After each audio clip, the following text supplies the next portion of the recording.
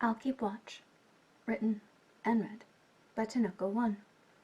Pairing is Aziraphale Crowley from the TV show Good Omens, with tags for Podficcing, Snake Crowley, Caregiving, Sleepy Crowley, Fluff, Snuggles, and Naps. Summary. If Crowley had any pattern of behavior, he tended to want to sleep as a way of coping with, or avoiding, things he didn't know how to deal with. Notes. For Gabriel's Angel 44, happy birthday, who asked for a fluffy fic of Aziraphale taking care of Crowley while in snake form.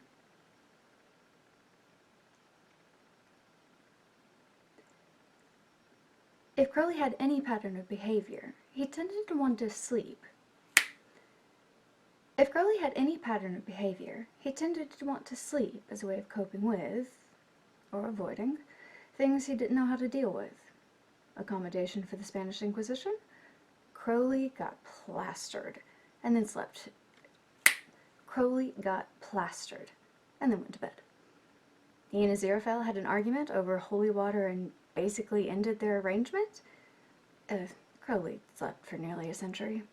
Then got up and immediately set about saving the angel from Nazis and acting like their last interaction hadn't been a devastating fight. He thought he'd lost Aziraphale? Well, he probably would have gone the same way as he did with the Spanish Inquisition, except without the nap, because he was going to drink himself stupid until the world was destroyed, which would have been soon anyway.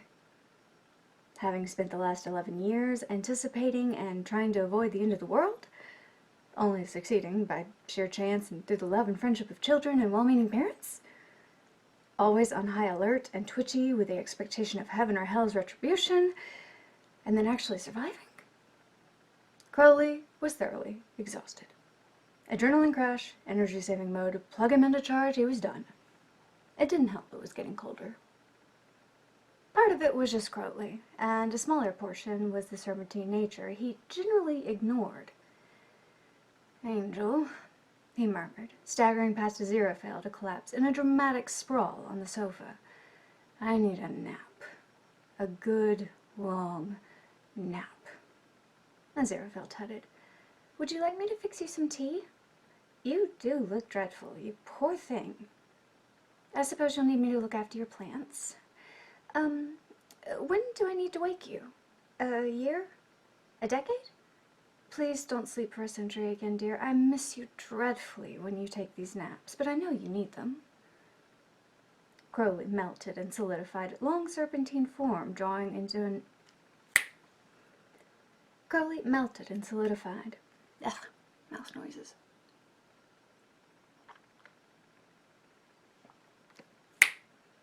Crowley melted and solidified, long serpentine form drawing up into a large mass of coils. Do you mind if I just rest here? I don't feel safe enough to sleep on my own just yet.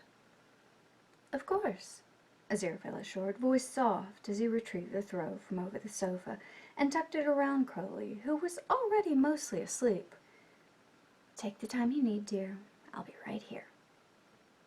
It didn't take more than that. It didn't take more than that assurance for Crowley to slip into the warmth and comfort of sleep. Of course, Aziraphale still had a shop to run. Having let Crowley sleep in the back room was one thing. While letting Crowley sleep in the back room was one thing, Aziraphale had promised to look after him while his guard was down. It only made sense for Aziraphale to move his reading chair closer to the fireplace. Mouth noises, what the fuck?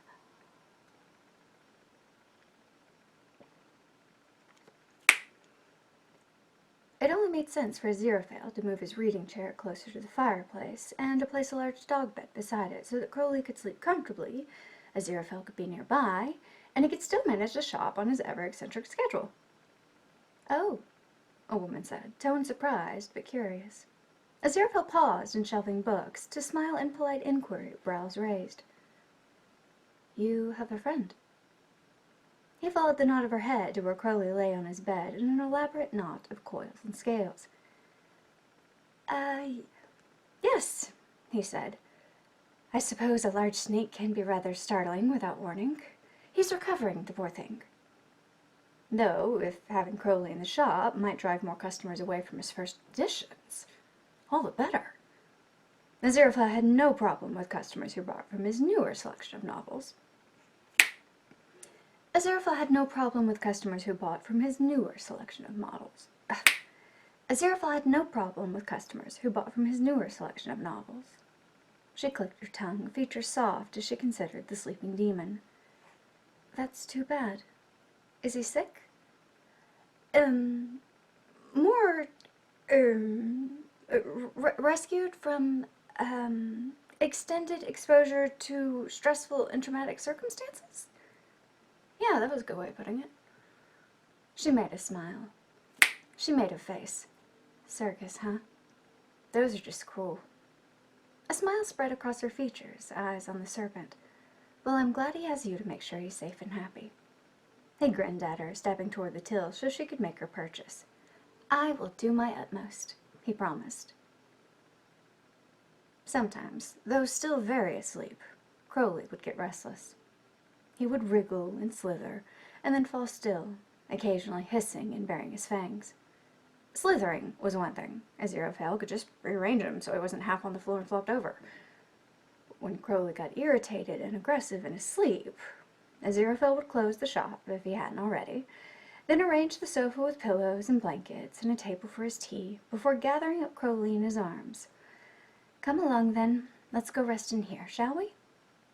And Aziraphale would lay propped up against the pillows, with Crowley's long body stretched out beside him under the blanket, head resting on Aziraphale's chest, and the angel idly stroking his fingers over Crowley's scales. Though he was rare to use it, Aziraphale owned a tablet for just such occasions. And if, while comfortable and at home, Aziraphale nodded off, he and Crowley taking a bit of a nap together, well, he could admit he probably needed the rest. Taking care of Crowley's affairs while he was asleep was another matter.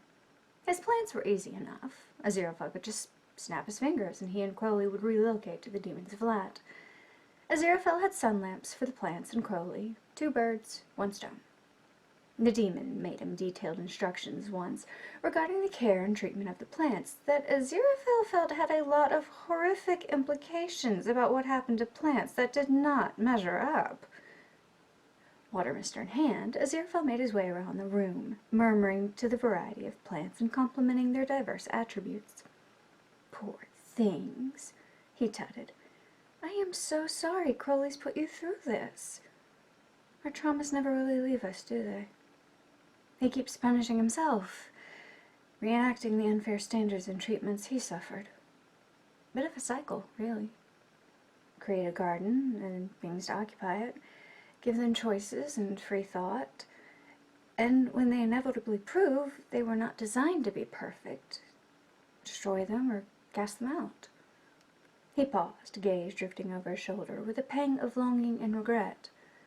Crowley was mostly hidden beneath a blanket, fast asleep and peaceful looking. I hope you can forgive him. I hope one day he learns to forgive himself. I hope to understand God's reasons, and I hope one day I can forgive as well. He jerked out of his musings when a bonsai tree bumped his hands with its leaves like a cat with its head. Smiling, he gave it an affectionate pat. It preened under the attention. Aziraphale clapped his hands together, casting his gaze about. Now, I do believe the shop could use a dash of color. I don't suppose any of you might want to come back with us, would you?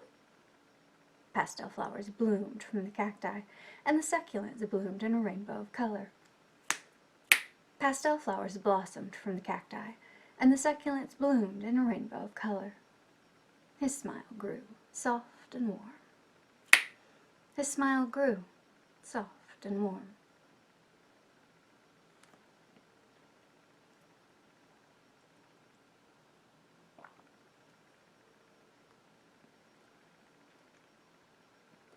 As far as Crowley's dealings went, Aziraphale left the financial parts and paperwork to the accountants and lawyers. The face-to-face portion of business, well, that Aziraphale could do. He sat behind Crowley's desk and in the ornate throne, wearing his most effective, in-charge, and intolerant air. It was rather dark, actually. Criminal. A persona he'd slipped into so many times through the millennia that it was as familiar as an old coat. It fit easily, as though there were more anger and violence under his skin than he liked to admit. It was these moments, when the lid on that particular box was pulled back just enough to let some of that darkness out, that he was forced to acknowledge its existence.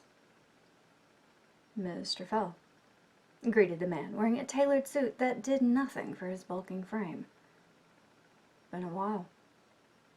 Aziraphale lifted a brow at his familiarity, and then a memory floated back to him like a tiny bird dancing across a wire. A smile, more cutting than a knife's edge, spread across his features. "Mr. Boris, you and your associates tried to convince me to sell my very flammable shop." "I wasn't aware you were an acquaintance of Mr. Crowley's," he said, hat comically small in his ham-handed fingers. We came to speak with him about some business." "And I speak for him," Aziraphale cut in, head rolling to the side. "Therefore, your business is with me." Crowley stirred, slithering and coiling himself into a more comfortable position. Aziraphale reached down, smoothing his fingers down his spine. Their eyes tracked his movements.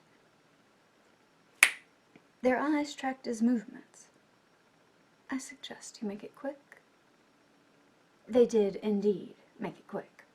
Their business, or more accurately Crowley's business, was in Soho, as it turned out, buying out business owners at a fraction of what they were worth to transform the shops into strip clubs and adult entertainment stores.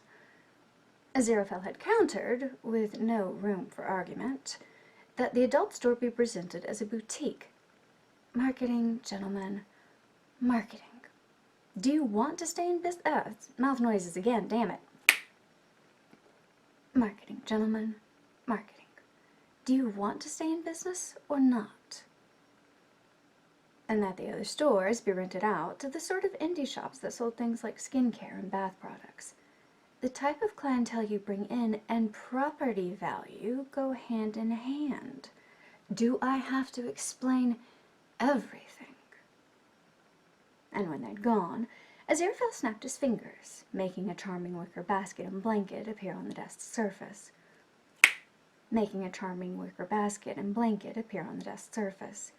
Aziraphale shrunk Crowley in size as he knelt, scooping the serpent up and settling him into the warmth of the basket. I think this calls for a celebratory trip to the tea shop and bakery. Don't you, dear?" It was snowing the day Crowley finally stirred. The Christmas tree was still up, as was the garland Aziraphale had decorated the shop with. He'd made tiny faux presents to place around the cacti and succulents in the shop, decorating each of them with glittering thread, like they were tiny Christmas trees in garland. "Now don't you look fetching?" The sign on the door informed passers-by that the shop would be closed until after the beginning of the year, though he didn't specify which calendar he was basing that off of. Aziraphale and Crowley were on the sofa in the back room again. Aziraphale had no need to worry about opening the shop, so there was no reason not to get comfortable for the long haul. When Crowley stirred, he did so by slowly shifting to his human form, still wedged between Aziraphale and the back of the sofa, easily made large enough to accommodate both of them. Crowley's arm was slung across Aziraphale's waist, his head resting on the angel's chest. Aziraphale set down his tablet with a curious head tilt. The fingers he'd been trailing over scales now brushed through Crowley's red hair. "Are you awake?" "No," came the mumbled reply, rubbing his cheek against Aziraphale's sweater before settling down again. When Crowley drew in a deep breath, fast asleep and smiling, Aziraphale tugged the blanket up around his shoulders and pressed a kiss to the top of his head. "I'll be here when you wake up, then. We'll have tea." Then Aziraphale picked up his book and went back to reading, fingers of his free hand in Crowley's hair. End. Woo! Ooh, gummy.